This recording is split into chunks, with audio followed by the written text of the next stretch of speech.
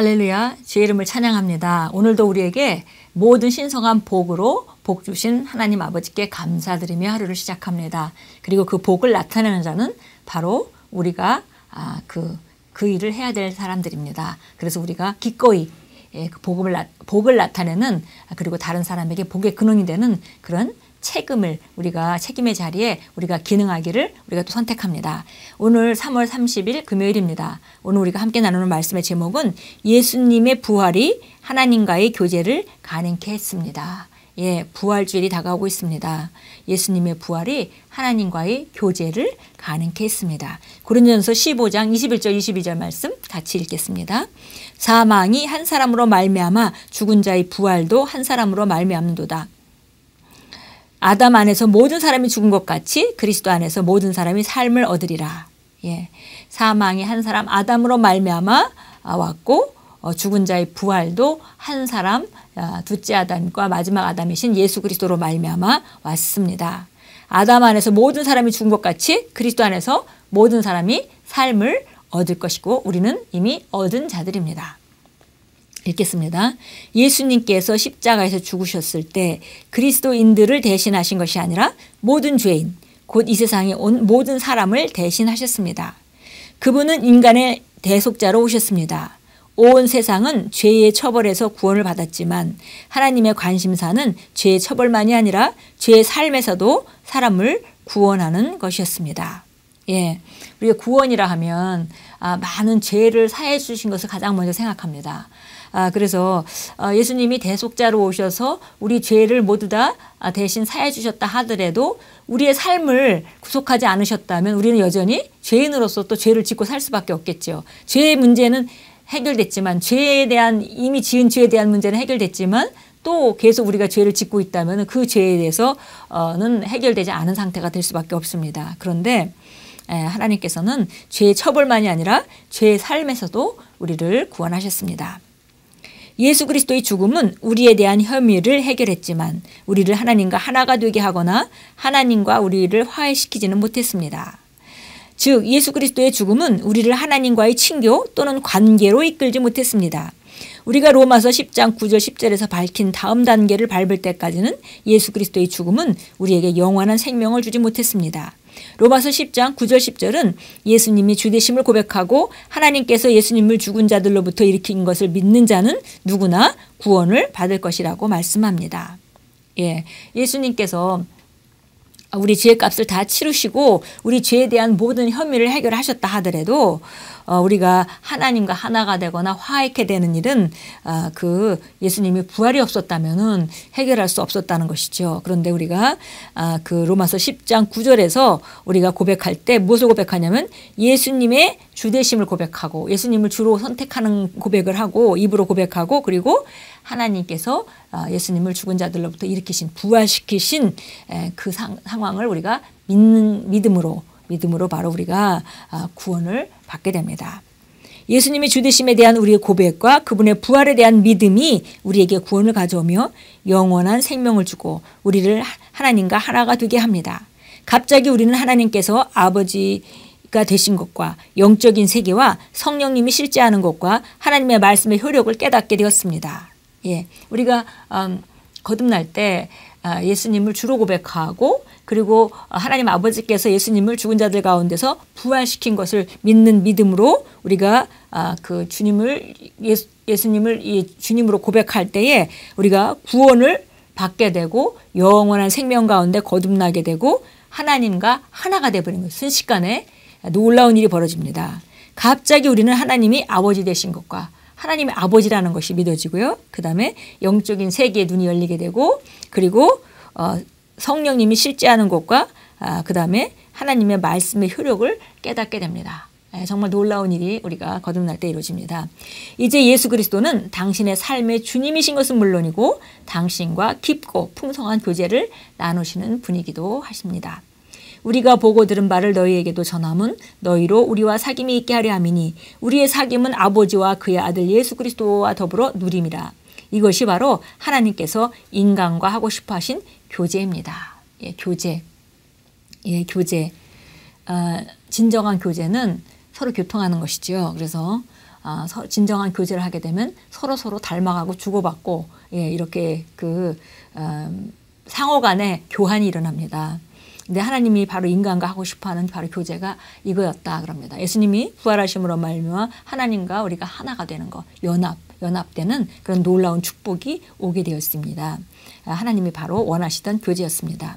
예수님은 그것을 실제가 되게 하셨습니다. 이제 우리는 하나님과 같은 부류의 존재가 되었고 하나님께서 거하시는 처소가 되었습니다. 이 모든 일은 예수님의 죽음이 아니라 그분의 부활에 의해서 가능케 된 것입니다.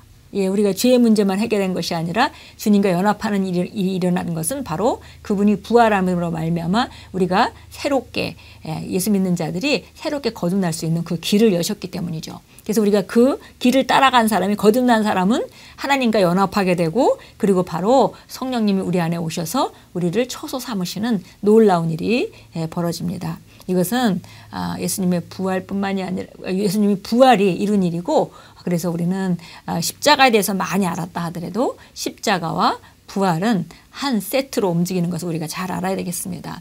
한 세트로 죽으심으로 말미암아 우리 죄의 문제를 해결하시고 우리가 로마서 4장 24절 말씀과 같이 바로 그분을 내어줌으로 우리가 새롭게 거듭나게 되었습니다. 에베소서 2장 1절 보겠습니다. 1절부터 6절까지 읽겠습니다. 에베소서 2장 1절부터 6절까지 읽도록 하겠습니다. 허물과 죄들로 죽었던 너희를 그가 살리셨으니 전에는 너희가 그것들 가운데서 이 세상의 풍조를 따르고 공중의 권세의 통치자 곧 지금의 불순종의 자녀들 안에서 역사하는 영을 따라 행하였으니 이 영은 바로 마귀죠. 그들 가운데서 우리 모두가 이전에는 우리 육신의 정욕대로 행하였으며 육신과 마음의 욕망을 이루어 다른 자들과 마찬가지로 본래 진노의 자녀였느니라. 우리가 불신자일 때 우리가 세상 가운데 살면서 우리 육신의 정욕대로 우리 그 육신의 욕망을 따라서 다른 사람들과 이렇게 마찬가지로 살고 있었고 그러면 진노가 언제 우리가 정말 짓고 있는 죄에 대한 벌을 받게 될지 알 수 없는 그런 상태였다. 그렇게 말씀합니다. 4절입니다.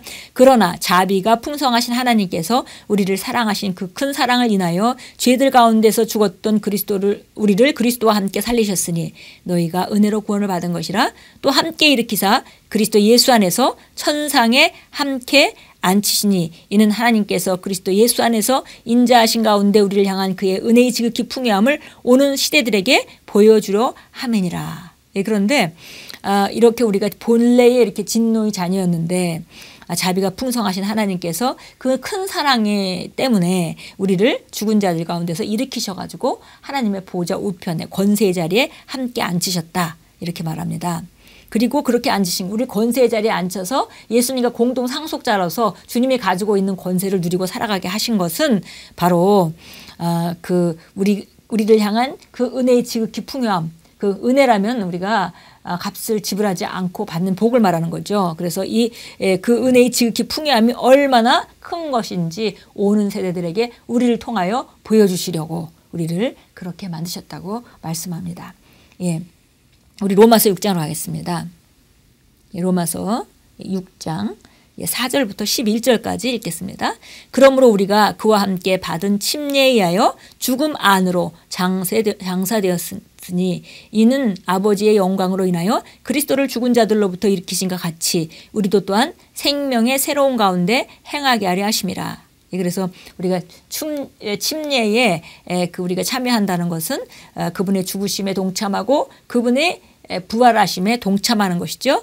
그래서 우리가 바로 이제 그 부활하심에 동참하여서 새롭게 거듭난 생명의 새로운 가운데 행하게 하시려고 이렇게 우리를 그 주님께서 이 길로 인도하셨습니다. 만일 우리가 그의 죽으심의 모양으로 함께 심겨졌다면 또한 그의 부활하심의 모양과 같이 되리라. 우리가 그분과 함께 십자가에 죽었다면 이제 그분이 부활하신 데도 함께 동참하여 우리가 부활하심의 모양이 되었습니다.